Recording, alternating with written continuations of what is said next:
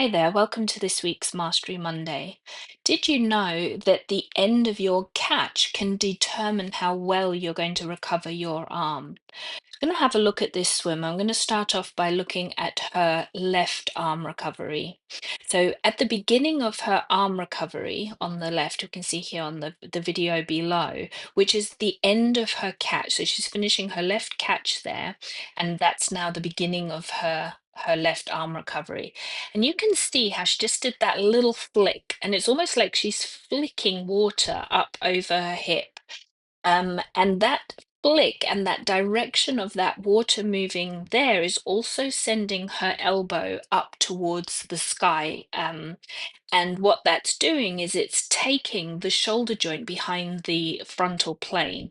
So it's going to be causing some issues in this shoulder joint here.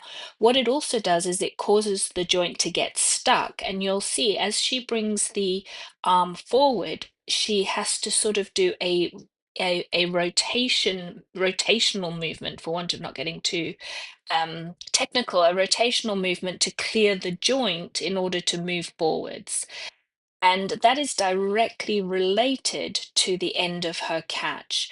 Now, as if you look on the overwater, the video above, sorry, and we look at what she's doing with her right, you can see the difference. She finishes her catch, and you can see almost at the end of her catch, she's already starting to come forwards with that arm recovery. You can see there's no flick of the water. You can't see any water being flicked there up towards the sky at all. She just comes straight forward.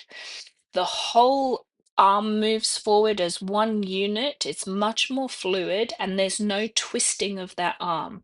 And that's because she's finished her catch in front of her frontal plane and sent her arm wide and forwards, as opposed to on her left, where she sent water up over her hip, ended up with this all behind her frontal plane, and then had to wind her way round to clear that joint.